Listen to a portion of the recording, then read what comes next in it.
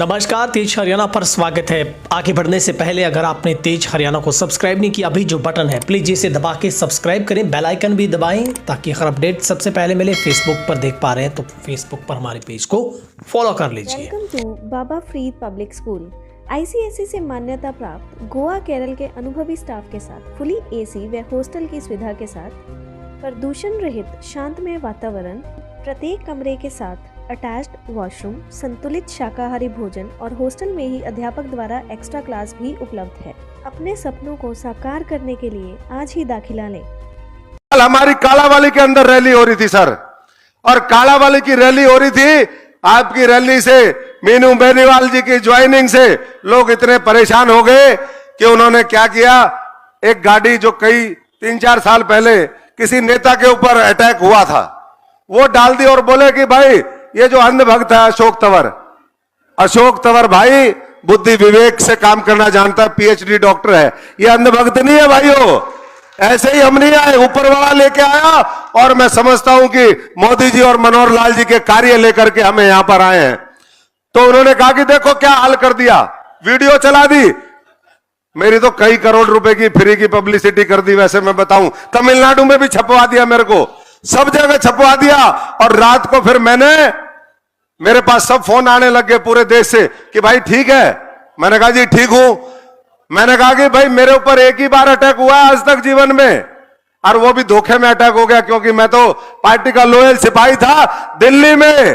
दिल्ली में जहां पर मोदी जी ने भारत मंडपम बनाया इतना बड़ा, जहां पर पूरी दुनिया के लोग आकर के अब वहां पर मीटिंग करते हैं, कॉन्फ्रेंस करते हैं, उसके सामने भैरव मंदिर है।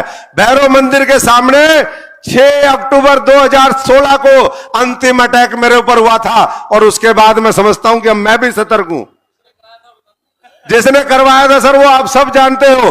अब जो है उनका इलाज जनता करेगी, मैं नहीं करूंगा, ऊपर वाला करेगा। उनका इलाज तो कर दिया, 10 की 10 पिछली बार उन्होंने उनकी खा गए थे, और इस बार भी ना तो अभी खाते खुलेंगे और ना आगे खुलेंगे साथियों। तो इस तरह का जब दुष्प्रचार चलता है तो मैं साथियों से कहूंगा, मैं सोशल मीडिया और हमारे जो इन्फ्लुएंसर जो कहते हैं, इन्फ्लुएंसर नहीं भाई, आप जो है गलत तरीके से प्रचार मत करिए। आप सच्चाई को सच्चाई दिखाइए, हमें कबूल होगा, लेकिन आप झूठा प्रचार मत करिए किसी भी चीज का। ये पूरे उसमें दिखा देना, और उसमें आम आदमी पार्टी, कांग्रेस, इनेलो, सबके हैंडलों ने दिखाया, लाखों फॉलोवर है उनके, और उन्होंने दिखा दिया कि भाई ये ऐसा हो गया।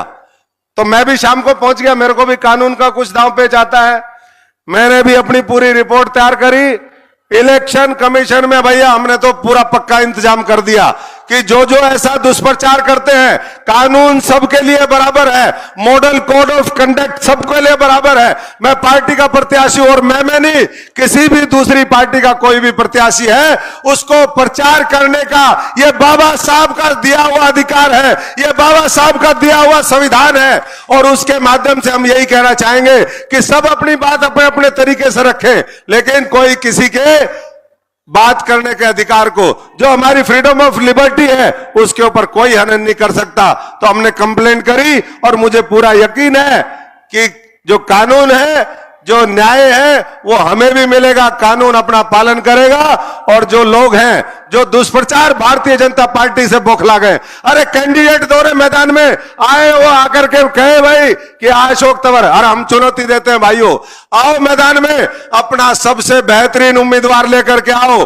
अगर कम से कम 6 लाख वोट से इन लोगों ने और ये सिरसा पार्लियामेंट की जनता ने ना हराया, तो हमें कहना, क्योंकि हमें यकीन है कि काम किया है और आगे काम करेंगे, और 4 जून को 400 पार करेंगे। बहुत बहुत धन्यवाद।